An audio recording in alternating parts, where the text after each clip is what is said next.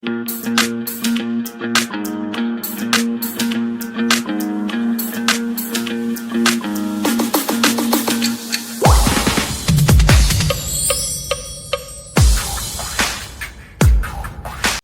nkubidde embogga mu kigalagambiro nange ntandike okugalagamba. Webali nnyo webalire ddala muganda wange, ate naawe agenda mu maaso n'okugoberera YouTube channel yaffe eno The Buzz UG. Nyongera okwebazaako ti munnange nsensebuse buyobyo essunsa likayuuka. Okujjako okwongera okukunga, okukoowoola n'okusaba munnange oyongere okusubscribinga gw'atanaba kusubscribinga, ate n'okuyita banno ne banno bayite bannaabwe basubscribinge okubeera nga tutambulira wamu tufuuke ba mukago ddala, ate osobole okubeera ng'oyongera okuganyulwa mu nsonga amaato obutaze kutuusaako wano ku The Buzz UG. Ensonga gyendese olwaleero tosaanidde kugisubwa, badde njagala owulirize nnyo era obeere mwegendereza ng'owuliriza, kubanga ensonga za Kyagulanyi zino eno ebbanga ddene Kyagulanyi abadde avaayo n'abaako byayogera, oluusi ne mugamba nti Kyagulanyi kiseera kituuse tugenda kumugyamu obwesige, naye ng'ate omusajja ono ayinza okuba nga amazima ddala alina kyabala. Nagenza okulaba nga Kyagulanyi ono alina kyabala era tutunuulire nkaliriza ng'owendali alagirira omusota.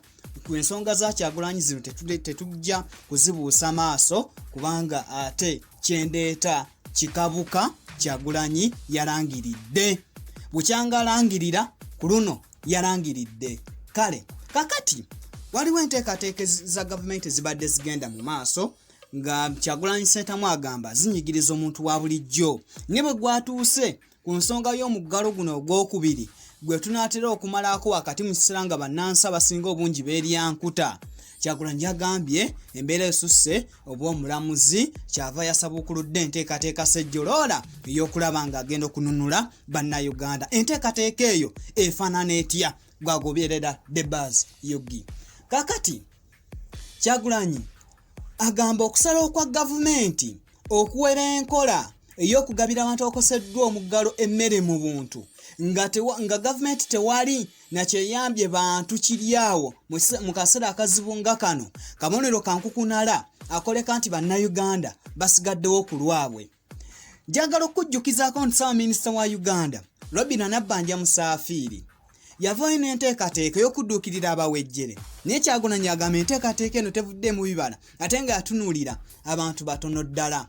Era y'omuntu y'omu Nabbanja yavuddeyo ku lwa gavumenti n'ayimiriza bannabyabufuzi n'abantu abalala bonna okukoma okugabira abantu emmere mu buntu olw'okuba kiyinza okuvaako okusasana kwa COVID-19, ng'ayagala emmere eno abantu bagikwase obukiiko obulwanyisa COVID-19 mu zi disitulikiti bayita District COVID-19 Task Force, bwo bulabe engeri gye bugenda okugituusa ku bantu. Naye ate byakolebwa byonna mu muggalo ogwasooka ne enteekateeka tezatambula bulungi, abantu ne gavumenti yennyini tiyalemererwa okubagabira obulungi emmere, bonna ne bakola ki? Ne babuna. Kati nga waliwo bweraliikirivu nti emmere eno bwe banagitwala mu bukiiko buno obwa Task Force eyinza obutatuuka ku bantu abeera batunuulidde.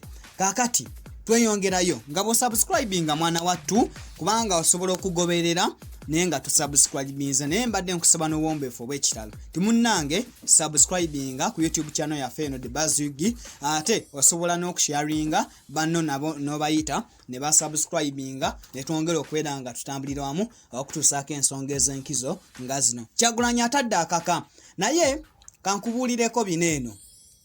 Ekitongole ekya Oxfam International, kitongole kya bwannakyewa kirera eddembe ly'obuntu, kitunulira abo abatulugunyizibwa mu mbeera ezitali zimu, ababundabunda, abantu abafa enjala, n'abo abali mu bitundu ebimaamiddwa obusambatuko obw'ebyobufuzi n'embeera endala ezifaanaganako bwe zityo. Kigamba kitya? Nti abantu 11 buli lunaku be batondoke buli ddakiika, si buli lunaku, abantu 11 buli ddakiika be bafa enjala okwetoola ensi yonna nga ne Uganda mw'ogitwalidde.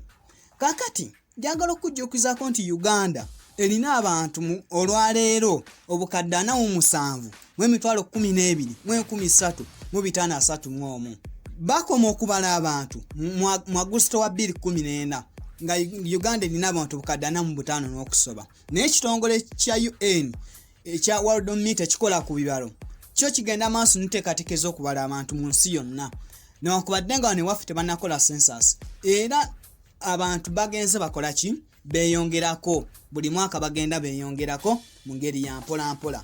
Olwaleero abantu ebitundu 41 ku buli 100 bawangaalira mu bwavu obutayogerekeka bannakunkunye edda abava emponga byoya waneno mu ggwanga erya Uganda. Ebibalo ne bikugamba nti abantu obukadde 2,600 tebalina kyakulya wano mu Uganda. Ye omuntu obudde bucha n'agamba ngenda kulyaki wano mu Uganda.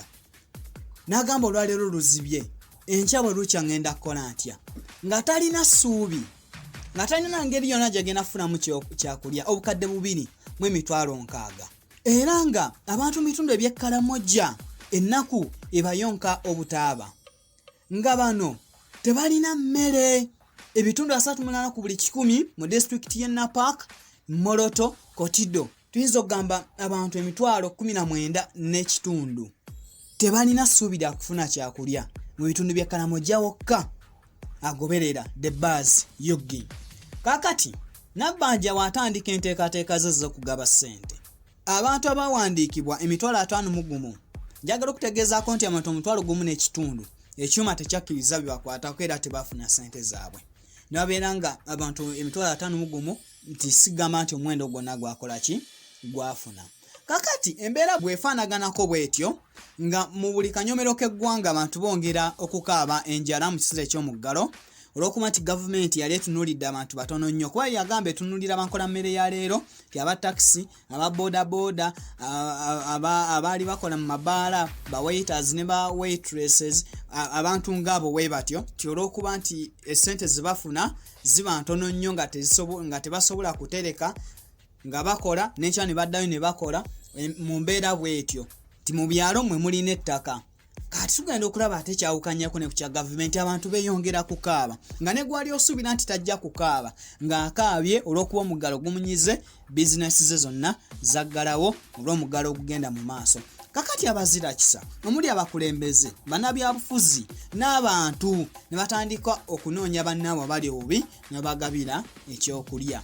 Kati abantu bo tubadde bintu bino ngera tubiraba ne ku ziterefayina ku mawulire nga bagabira abantu emmere ng'olaba bambi bagezaako bafuba nnyo nga bwe basobola okugoberera amateeka ag'okulwanyisa COVID-19 nga abantu tebabatuuma wamu nga babawa emmere era olaba nga babeera beewadde amabanga emmere ne bagigawa bulungi abantu ne bagenda ne basobola okufuna ekyokulya mu kaseera ak'omuggalo. Era abadde n'omutima ogwo tubeebaza timwebale kukola bannange mwebale nnyo mwebalire ddala nga basobodde okulabirira abantu mu kaseera kano.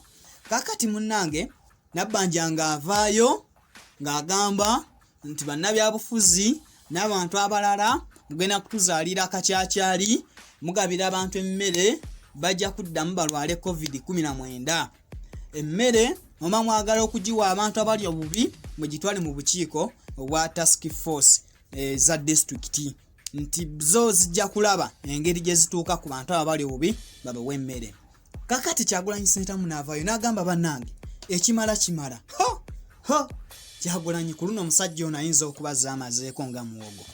Yatadde akaka n'agamba nti bannayuganda bagenda kusigala nga beerya enkuta wemanasirika obusirisi era ng'agamba waliwo enteekateeka ssejjoloola ey'okulaba nga bakomya ebikolwa eby'okutyoboola eddembe ly'abannayuganda. Agamba nti enteekateeka ya Maama Nabbanja y'emitwalo 10 teyagasa yadde abantu abakola ekitundu ekimu ku buli 10 ku abo be yali eteekeddwa okuganyula. Bobi Wine agambye ti kakati olutalo lwe batandiseeko lwe lw'okununula bannayuganda ebyaddala. Ye Kyagulanyi Ssentamu olutalo lwe batandiseeko lwe lw'okununula bannayuganda ebyaddala ti gavumenti eringa eyagala okuleka bannayuganda bafe enjala mu kiseera kino eky'omuggalo. Era agamba nti bingi bizze bibeerawo ne bagumiikiriza naye ku mulundi guno tebagenda kukola ki kugumiikiriza nti bakikolako mu muggalo gwasooka omubaka wa parliament wa municipality ey'Emityana Francis Butebizaake y'omu ku bantu abagabira abantu emmere naye ate government n'ekiraba bubi yamutulugunya kumpi kwagala kumutta nejje byaggwera ng'ali mu ddwaliro n'anyiga ebiwundu bw'atu n'avaayo nga baga nti bajja kukigumiikiriza ku mulundi guno nga kwe kusalawo okulaba nti banunula eddembe ly'Abannayuganda era bajja kubeera nga bakola ekisoboka wansi w'enjuba kulaba nga eddembe ly'Abannayuganda ate linunulwa. Nyongera okukubiriza okusubscribinga n'okuyita banno naye nga ze nteekateeka ezo ezigenda mu maaso. Kyagulanyi yagambye the regime has come out to ban giving out food relief.